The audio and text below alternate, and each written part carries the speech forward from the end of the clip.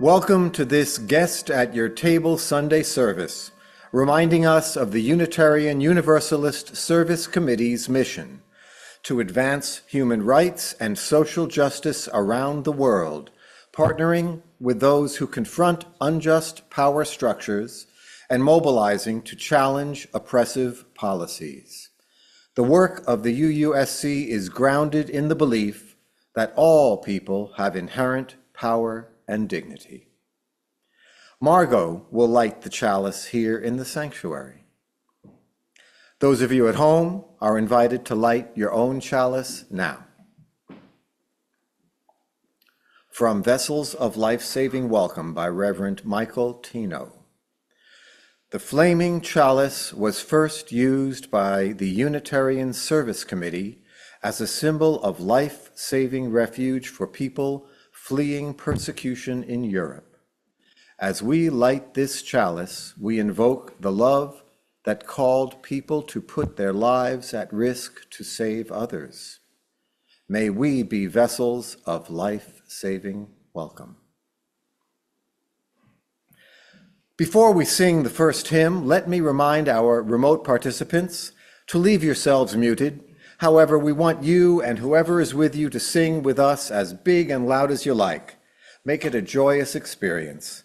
Please stand in body or spirit and sing the opening hymn, number 317, We Are Not Our Own.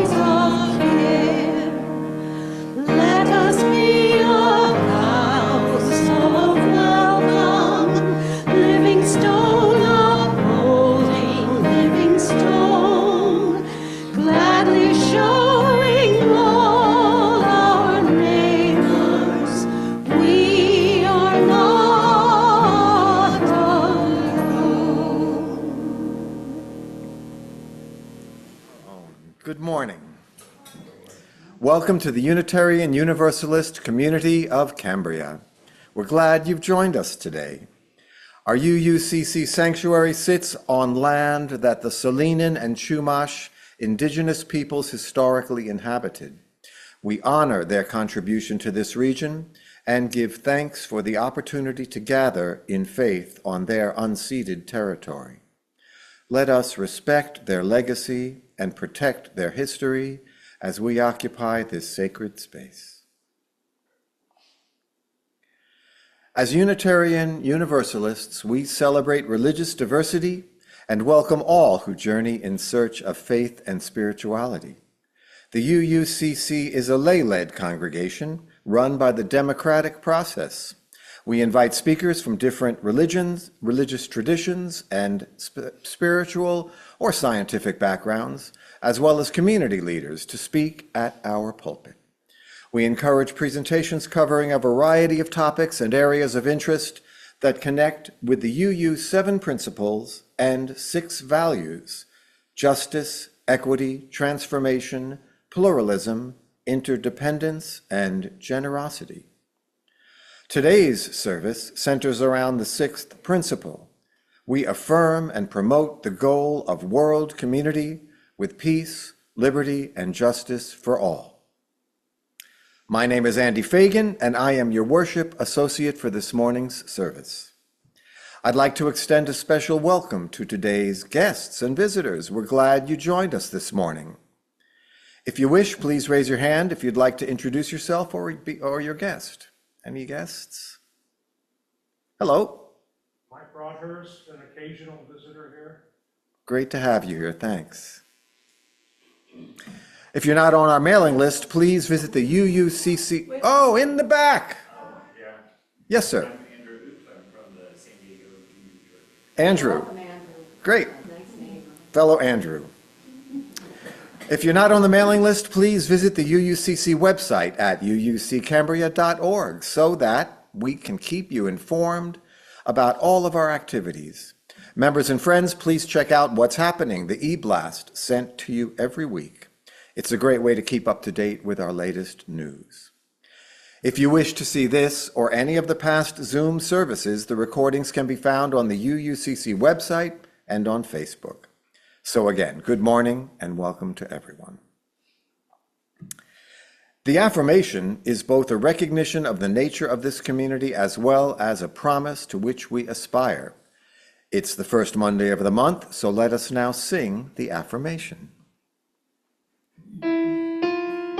Love is the spirit of this church, and service is its prayer.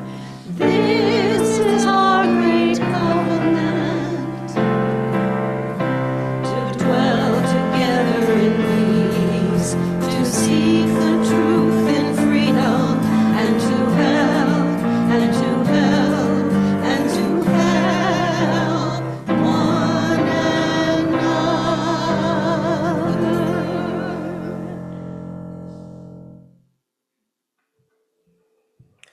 We set aside this time for brief announcements that will be of interest to our community and friends. Please be succinct when announcing upcoming events or updates. If you have an announcement, please raise your hand. When Randy or I can call on you, come up to the podium or unmute yourself and speak. Come on up. Ted. Good morning. I'm actually speaking this morning on behalf of my wife, Rebecca. Would like to announce that the UUCC Women's Group will meet in the sanctuary tomorrow at 2 o'clock in the afternoon. So join them.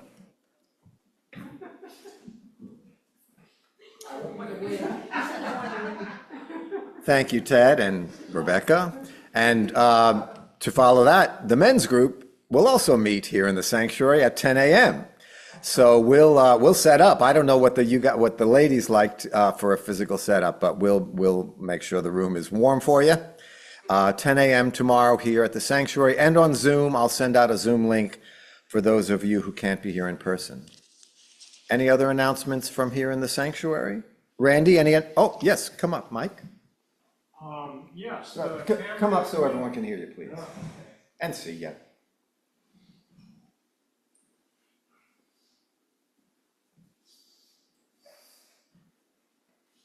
Take your time. The Cambria Community Chorale will be giving 2 performances. One will be a week from today, I guess that's the 8th of December, at 2 o'clock in the Presbyterian Church in town here. And the second will be the week after that, that would be the 15th. It's just a wonderful program this year, and there's about 50 of us who lend our voices to it, so I hope some of you can make it. Thank you. I know several members of our congregation are in that chorale. Yes, indeed. Margot, come on up.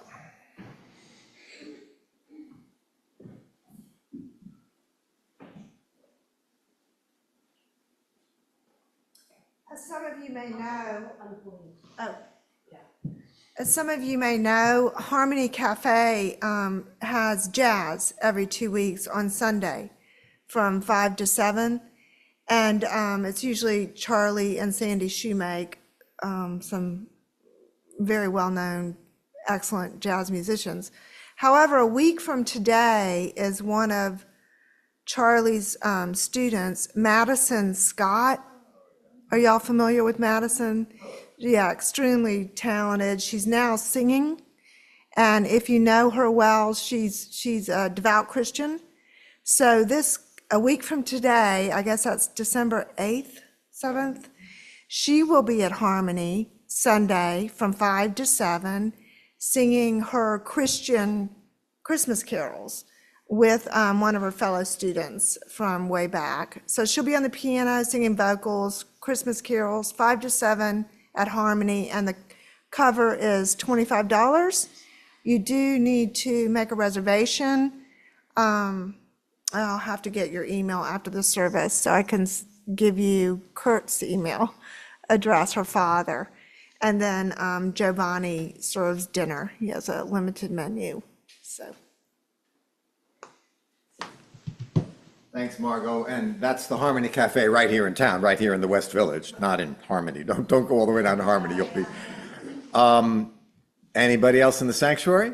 Okay, Randy, any announcements online? Yes, Treva, please unmute yourself and speak. Okay, hopefully you can see me, but my freshmen are finishing up their second project of the year, which is Revolutionaries on Trial, and we need jurors. So if you want to do your civic duty, we would love to have you.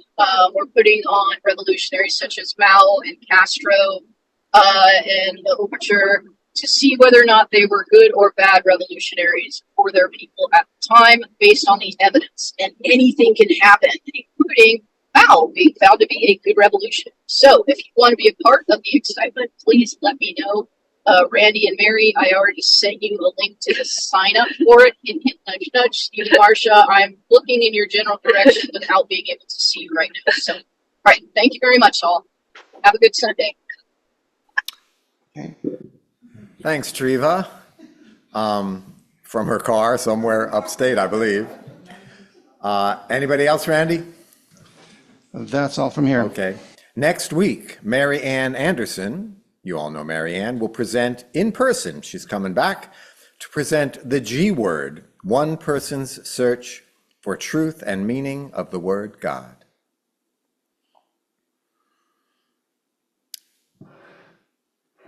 This also being the first Sunday of the month, we celebrate all those who are having a birthday. Birthdays are special, a key day when we celebrate your entry into this world and honor your existence. If you have a birthday this month, please raise your hand, and when we call on you, please reveal your special date. Any birthdays here in the house? Okay. Any birthdays online, Randy? Well, I still see Treva's hand raised. Is Treva having a birthday, Treva? Oh, No, she just hasn't taken her hand Okay, down. yeah. Oh, this birthday candle honors all our friends and family members who are also celebrating birthdays this month. Thank you, Mary. Mary's going to put that on the right there. Okay. Joys and concerns is a time for sharing personal celebrations, sorrows, reflections, or gratitude. This is a time for community building. Please exercise brevity. Thank you. The collective flames of these candles embody all the joys and concerns which may have gone unspoken today, but are still deeply felt in this community. Our first reading is titled, We Who Dwell on the Margins by Reverend Wendy Martell. We who dwell on the margins know about divisions, arbitrary and intentional, like land, like class, like culture. We make sharp borders around pieces of ourselves, and we blur the edges by being who we are, by expanding the circle. Beyond binaries, we multiply possibilities, languages, customs, practices, rituals, and ceremonies, not one narrative, but stories shared. Separation is illusion. Love transgresses borders between you, me, us, them, between secular and sacred. Let us take a moment to pause and center ourselves. I invite you to find a comfortable position, close your eyes if you wish, and let your attention gently settle into this present moment. Allow the weight of the day to soften as we take a deep breath together, in and out. Let's hold this space together in stillness, openness, and connection, allowing your body and mind to rest in peace and awareness.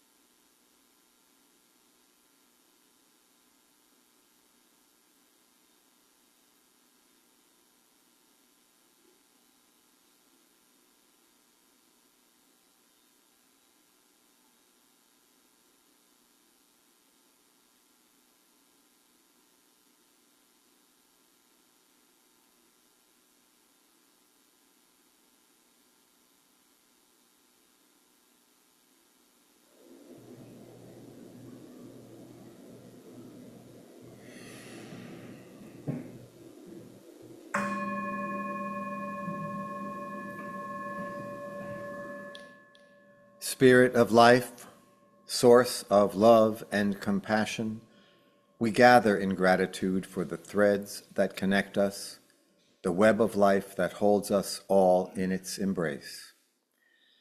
May we open our hearts to the suffering we see, responding not with despair, but with a resolve to heal. Help us to be bold in kindness, generous with our love, and tireless in our pursuit of justice. Spirit of hope, guide us as we build together, step by step, a kinder, more loving world. Amen. The second reading is titled, In Case of Apocalypses, by the Reverend Julian Jamaica Soto. In case of apocalypses, the box said in an old-fashioned type, break glass immediately. Apocalypse has never been a part of my theology, but the way things are going, I might just reconsider. So I leaned even closer and pulled a note from the bottom of the box. Hello, friend, it said. We don't know when you're reading this, but we hope the ends haven't yet justified the means. Every time it has happened so far, we've found that the end of the world needed fewer tinned beans and more fuzzy blankets, more cozy novels, fewer weapons of war, and more protest songs, more baking opas, more stuffies and hugs, more connections and mutual aid and holding each other's capes while we change. Just as many doctors and shopkeepers and nurses and teachers and, to the eternal sadness of our pacifist hearts, people to change, charge the tanks driven by protectors.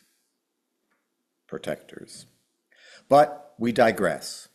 The point is, the end of the world does have evil, but defeating it looks a lot less like leaping tall buildings at a single bound, and a lot more like breaking structures that never should have been built that shape to begin with. So we put together this box for the next time the world ends. Since we didn't want you to wait too long to break the glass, we wanted to tell everyone what's in it and that it refills when it needs to. There's already enough trouble and selfishness and hopelessness and loneliness in the world. The next time the world ends, we thought you might need more joy, more determination, more recognition of each other's worthiness, definitely a good amount of small animal snuggles, a whole heap of justice, of course, plenty of imagination. We've added a few surprises, but only good ones. Nobody wants a jump scare when the world is already ending. And way down at the bottom, when you think you've gotten it all, you'll find some sacred rage because you need that too when you're remaking the world.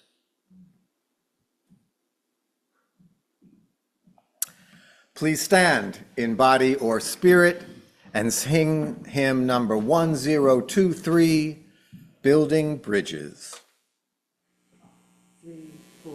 Building bridges between our divisions. I reach out to you. Will you reach out to me? With all of our voices and all of our visions, friends, we would make such sweet harmony. Building bridges between our divisions. I reach out to bridges between our divisions. Building bridges between our divisions. Building the bridges between our divisions. I reach out to bridges. Will you reach out to me? With all of our voices and all of our visions, friends, we could reach such sweet harmony. One more time. Building the bridges between our divisions. I reach out to you. Will you reach out to me? With all of our voices and all of our visions, friends, we could make such sweet harmony.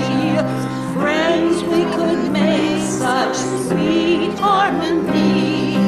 Friends, we could make such sweet harmony. Friends, we could make such sweet harmony. Today's talk is titled Communities of Resistance and Resilience, UUSC and Global Solidarity Now, to be delivered by Reverend Laura Randall. Reverend Laura is the Director of Development and Congregation Relations for the Unitarian Universalist Service Committee. As a member of UUSC's development team, Laura facilitates partnerships to strengthen the impact of UUSC and the social justice reach of UU communities like us. Through preaching, teaching, relationship building, and fundraising, Laura connects the work of UUSC to Unitarian Universalist congregations. Prior to joining UUSC, Laura's denominational work included serving as the Legacy Campaign Director for the Wake Now Our Vision collaborative campaign, and as the Legacy Gifts Manager for the Unitarian Universalist Association. Laura's ministry has also included hospice, chaplaincy, and Alzheimer's education and advocacy. Laura holds a graduate degree in divinity from Harvard Divinity School and an undergraduate degree in English and Communication Studies from Alfred University. Please welcome Reverend Laura Randall speaking to us from Boston, Massachusetts. Hello, friends. It is so good to be virtually with you this morning. This is a complicated and tender time of year, isn't it? Especially this year. It's a time when gratitude and grief are intermingled as we mark Thanksgiving and honor the National Day of Mourning with our Indigenous siblings. Gratitude and grief are often found together. We celebrate the loved ones we gather with while missing those who are not at the table. And of course, many of us are in the midst of deep community grief after November's election. While the initial shock and despair of the immediate aftermath may have dissipated somewhat for many of us, we are still grieving. Grief is loud and messy and painful, and it must be felt if we're going to be able to transform this grief into something that supports life. Grief ignored and buried within us will fester and come out in destructive ways in the future.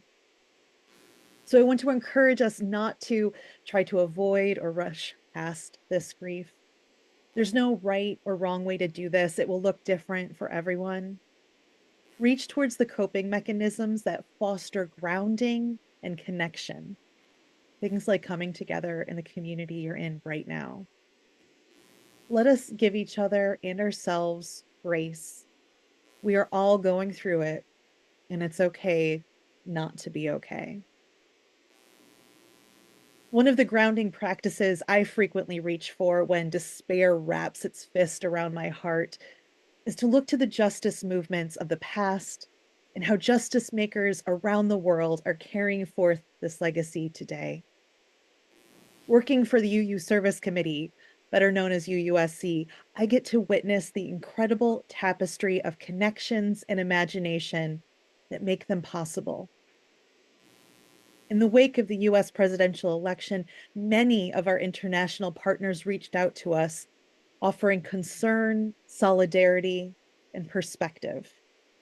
So many of our partners work for justice in the context of authoritarian regimes and state violence.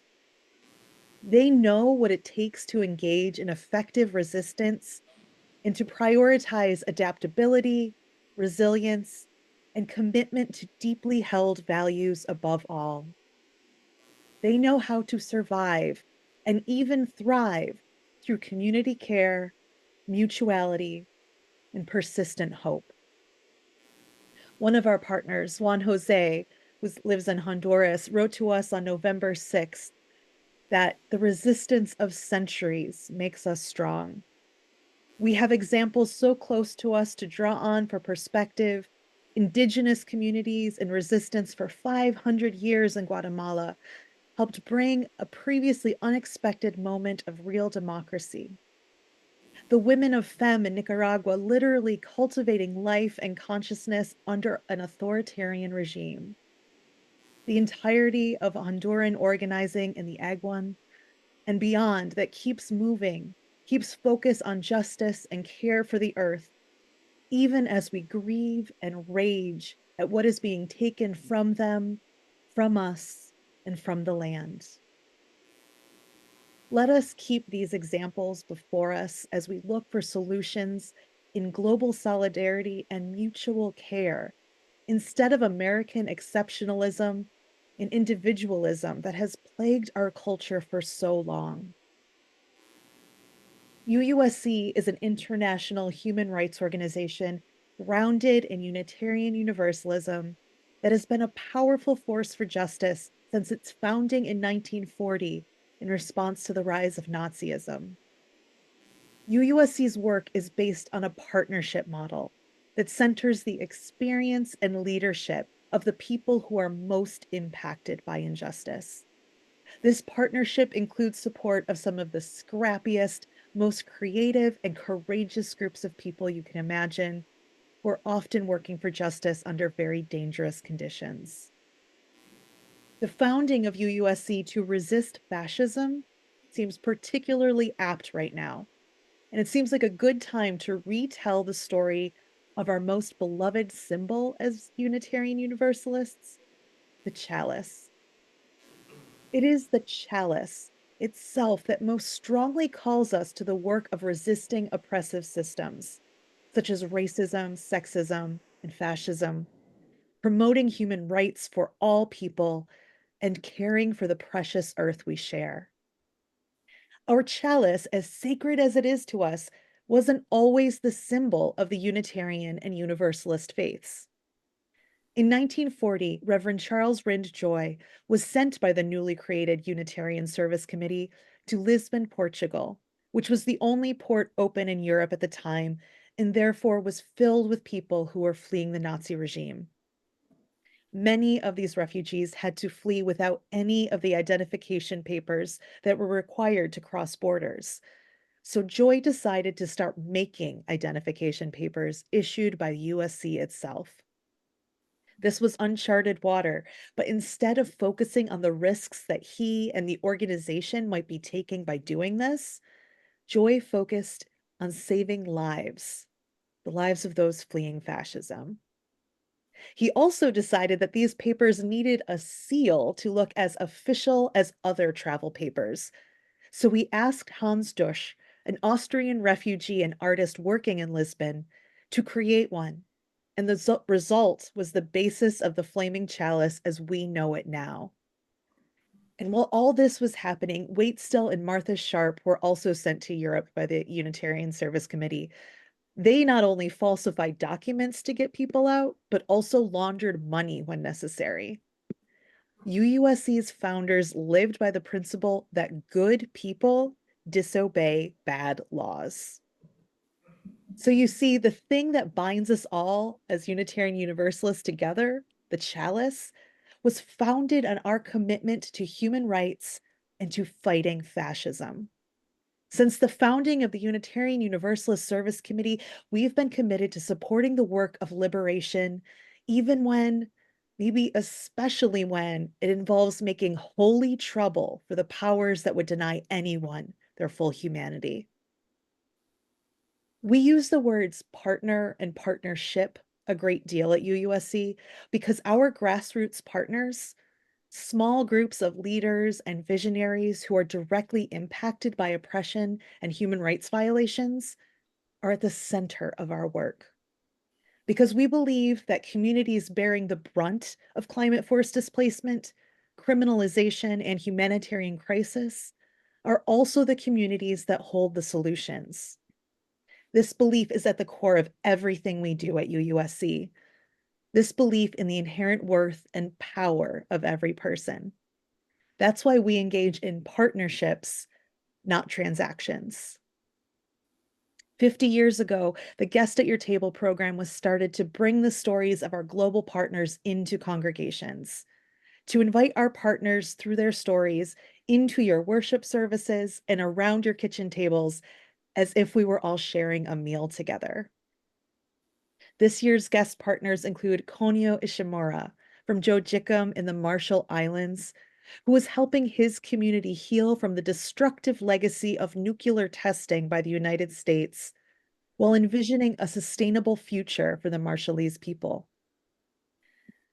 We have the guest Suleiman Wellings Longmore, a legal fellow with the Haitian Bridge Alliance, who is researching the ways racism is impacting the experiences of migrants of color in the United States. We have Katia Bonte, coordinator for GAR, who provides critical aid to repatriated Haitian migrants and fights for their human rights to be respected across borders. And there's Anna Maria Tespe, co-founder of Queers Fit, an organization offering resources and companionship to the queer community in Ukraine who have been impacted by Russia's invasion.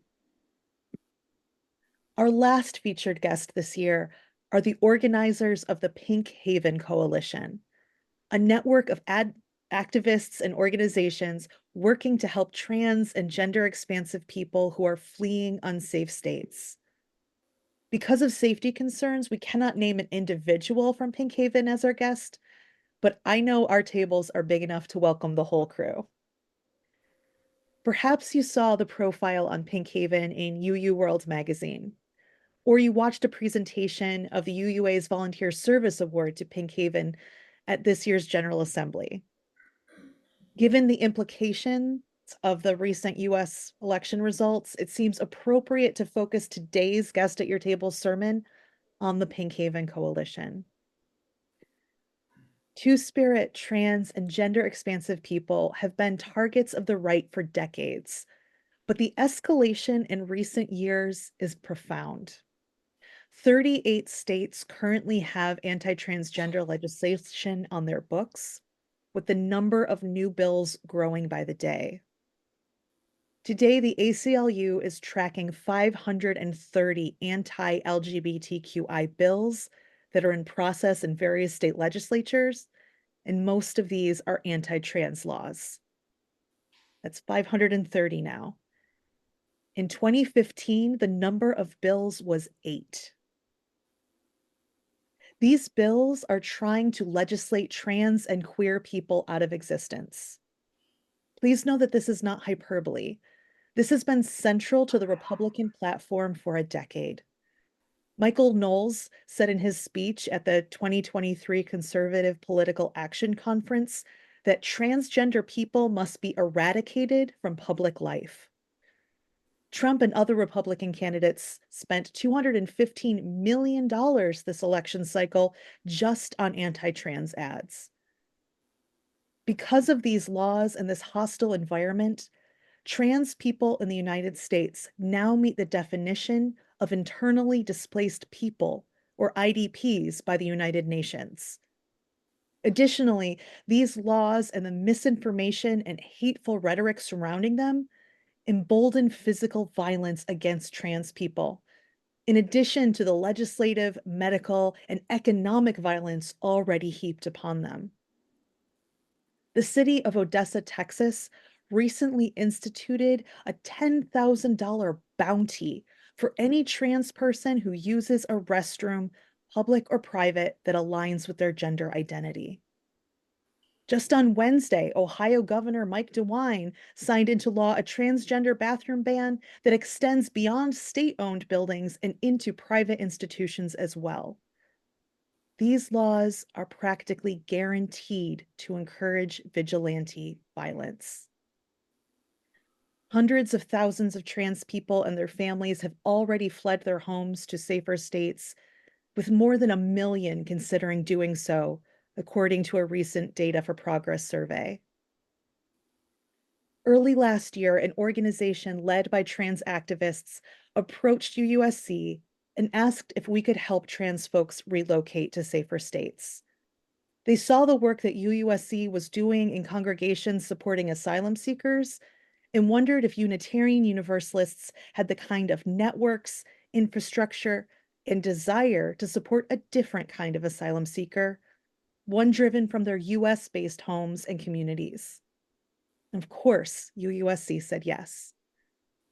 In this work with trans activists, we are in coalition with other progressive faith organizations, mutual aid groups, and others who are committed to fighting back against the rising tide of fascism in the United States. We are working together to create networks of safety and direct support for trans beloveds and their families who need to relocate, access healthcare across state lines, or stay as safe as possible where they are. So what brought us to this place where trans folks are being scapegoated by the right and states are actively trying to legislate them out of existence? A myriad of factors, to be sure, but one of the most prominent is the rise of fascism and authoritarianism in the United States. The Reverend Jim Foti addressed this phenomenon in his 2023 Skinner House sermon called Resisting Tyranny. He wrote, "Under fascism, you have an autocrat who believes in the cultural superiority and political supremacy of the country he leads, and he believes in the use of his concentrated power and unlimited violence to uphold the country's supremacy and its purity against perceived internal and external threats. In 1930s Germany, the made-up threat was the Jewish community. And right now in our own country, trans folk are the made-up threat of choice.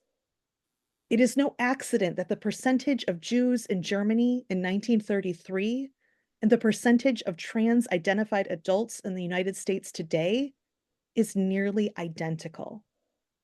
The strategy of demonizing a tiny, often misunderstood minority and using religion to do so is another tactic right out of the authoritarian playbook.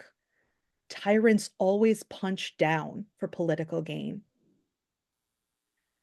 The non-binary poet and activist Alok recently wrote that the best way to eliminate a group is to demonize them, such that their disappearance is seen as an act of justice, not discrimination. Oh, this is heavy stuff. Take a breath with me.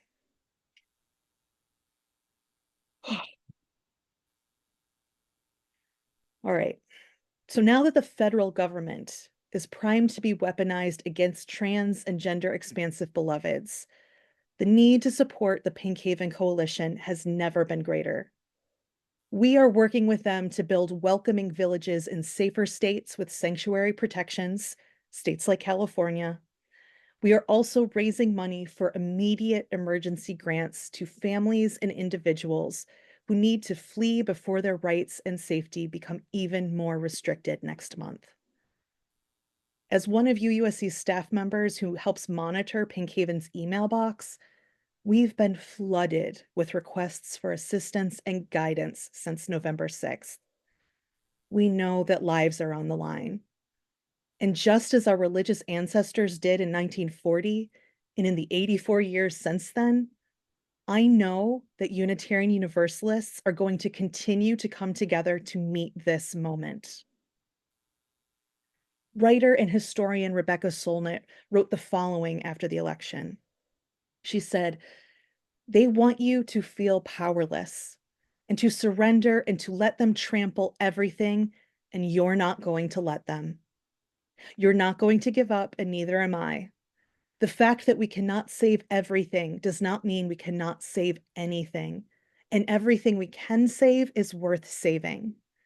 You may need to grieve or scream or take time off, but you have a role no matter what. And right now, good friends and good principles are worth gathering in. Remember who you love. Remember what loves you. Remember in this tide of hate what love is. The pain you feel is because of what you love. The Wobblies used to say, don't mourn, organize, but you can do both at once. And you don't have to organize right away in this moment of furious mourning. You can be heartbroken or furious or both at once. You can scream in your car or on a cliff. You can get up tomorrow and water the flower pots and call someone who's upset and check your equipment for going onward. A lot of us are going to come under direct attack, and a lot of us are going to resist by building solidarity and sanctuary. Gather up your resources, the metaphysical ones that are the heart and soul and care, as well as the practical ones. People kept the faith in the dictatorships of South America in the 1970s and 80s, and in the East Bloc countries and the USSR. Women are protesting right now in Iran, and people there are writing poetry. There is no alternative to persevering, and that doesn't require you to feel good. You can keep walking whether it's sunny or raining. Take care of yourself and remember that taking care of something else is an important part of taking care of yourself, because you are interwoven with 10 trillion things in this single garment of destiny that has been stained and torn, but is still being woven and mended and washed. My colleague in New Orleans, the Reverend Sarah Green, told a story about her children who had been raised in Tennessee and were about to go camping in a state park in Louisiana for the first time. They had lots of questions, especially about alligators. What do they eat? Are they fast? What do you do if one is chasing you? She told them that alligators eat what they can catch. Yes, they are fast. And then she offered several options in case it happened that an alligator started to chase them, including running in a zigzag pattern and rapping the alligator sharply on the snout with a stick.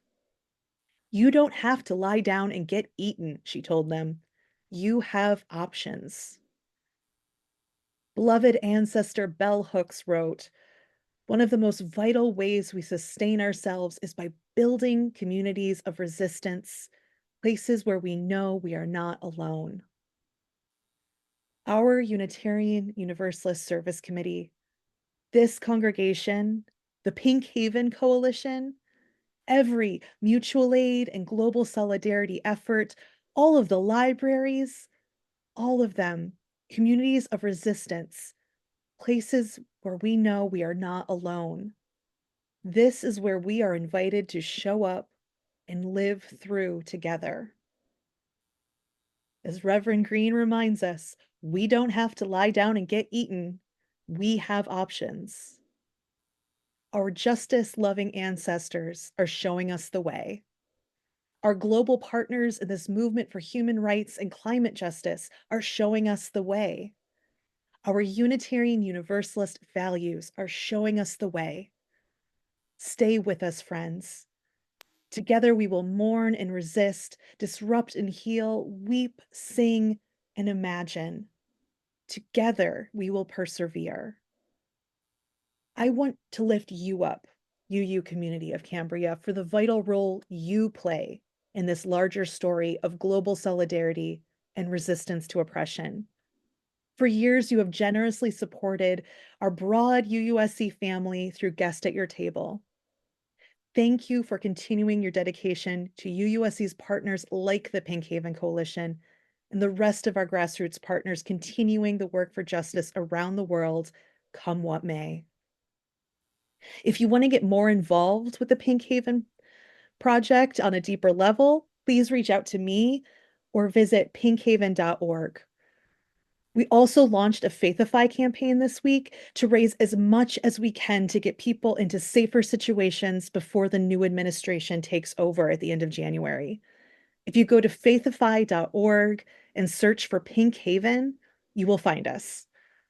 Please give generously and share the campaign with your networks of justice lovers.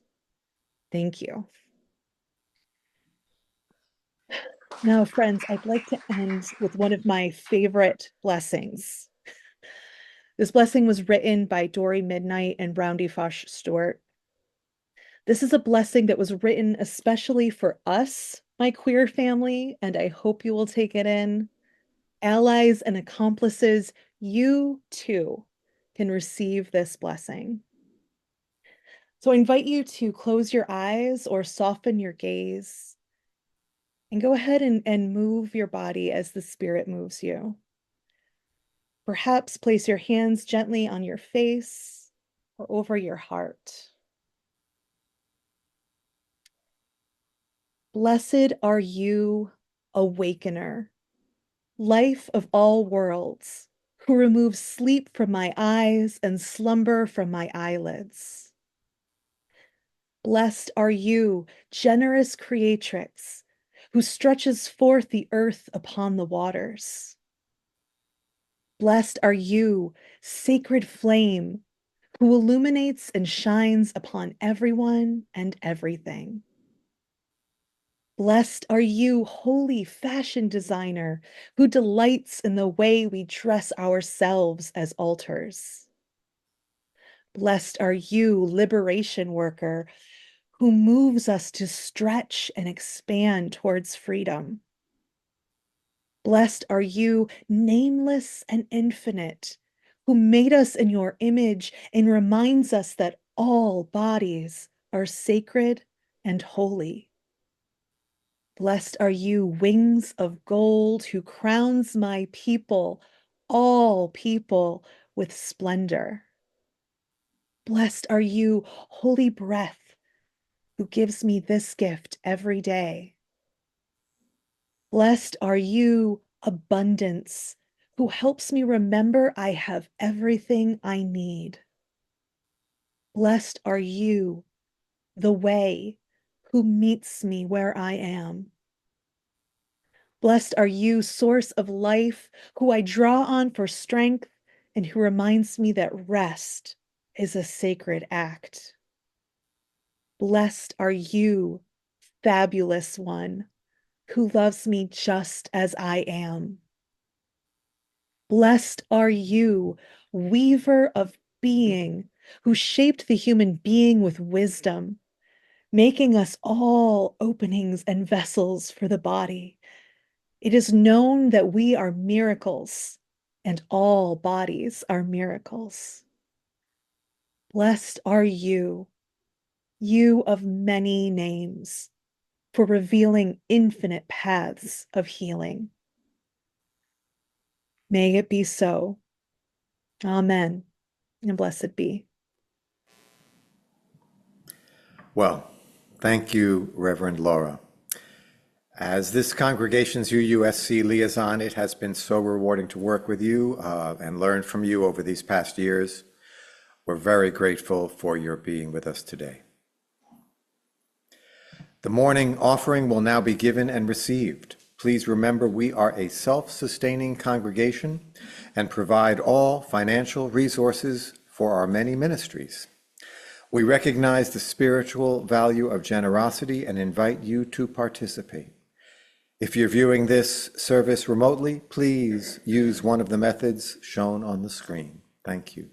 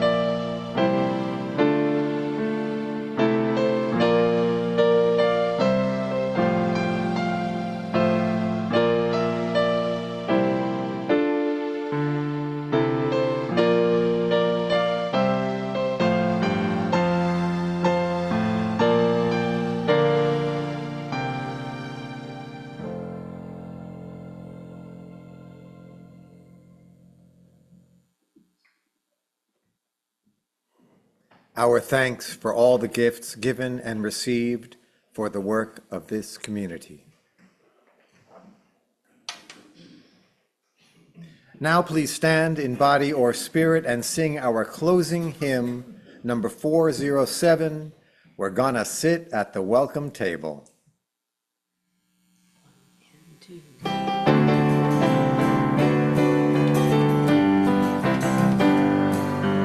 We're gonna sit at the welcome table.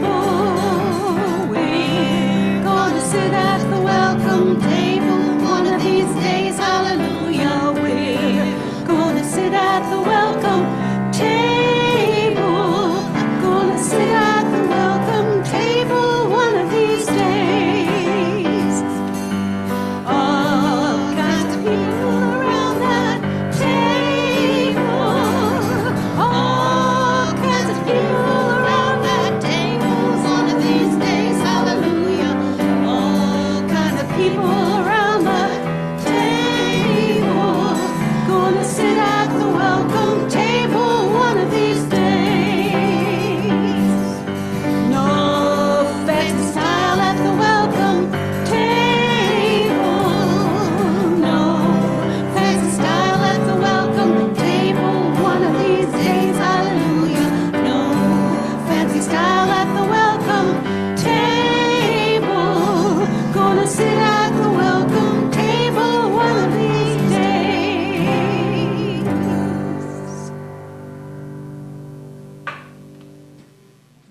Thanks, Mary and Jan. As we prepare to extinguish the chalice, let us recite the valediction. We extinguish this flame, but we keep its light in our hearts, with its message of love and justice, taking it outside these walls to the world we live in. Please extinguish your chalice at home now.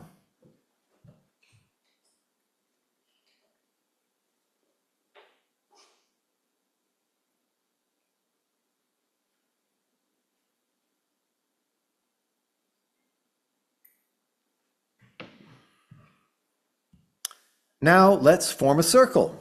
Join hands for our closing words. Laura, we're ready. Friends, our service here this morning is at an end, and our work has just begun. The work of holding one another and this community in love, the work of radical inclusion, the work of collective liberation, the work of this beloved community, a beloved community of which we are all a part, a place where we are welcomed, respected, valued, cherished, a place where we belong. Go in peace. Amen, and blessed be. Thank you so much.